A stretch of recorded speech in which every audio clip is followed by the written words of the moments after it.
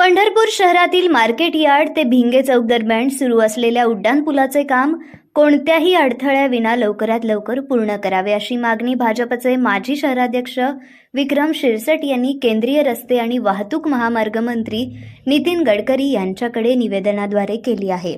शहरातील वाढती वाहतूक कोंडी कमी करण्यासाठी तसेच आषाढी यात्रेदरम्यान वाखरी पालखी तळापासून पंढरपूरमध्ये येणाऱ्या श्री संत ज्ञानेश्वर महाराज, श्री संत तुकाराम महाराज आणि इतर मानाच्या पालख्यांना सुरक्षित आणि सुरळीत मार्ग उपलब्ध व्हावा यासाठी उड्डाणपुलाची योजना राबवण्यात आली आहे। या कामासाठी माजी आमदार प्रशांत परिचारक यांनी शासनाकडे सातत्याने पाठपुरावा करून निधी मंजूर करून घेतल्याचे निवेदनात नमूद करण्यात आले आहे। सध्या मार्केट यार्ड ते सरगम टॉकीज पर्यंत उड्डाणपुलाचे काम प्रगतीपथावर असून इंदिरा गांधी चौक ते भिंगे चौक या भागातही काम सुरू करण्यात आले आहे।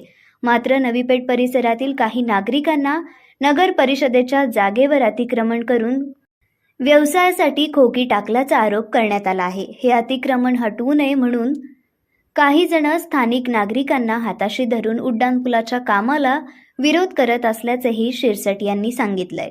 हा उड्डाणपूल अंदाजे 4 बाय 4 पिलरवर उभारला जाणार असून कोणतीही भिंत बांधण्यात येणार नसल्यामुळे व्यापाऱ्यांचे नुकसान होणार नाही किंवा जागाही बाधित होणार नाही असे निवेदनात स्पष्ट करण्यात आले आहे।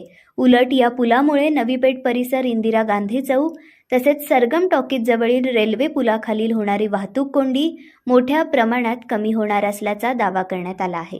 तसेच विद्यार्थ्यांना, नागरिकांना आणि लाखो भाविकांना शहरातून इसबावी परिसरासह उपनगरांकडे जाणे येणे अधिक सुलभ होणार असल्याचेही त्यांनी नमूद केले आहे।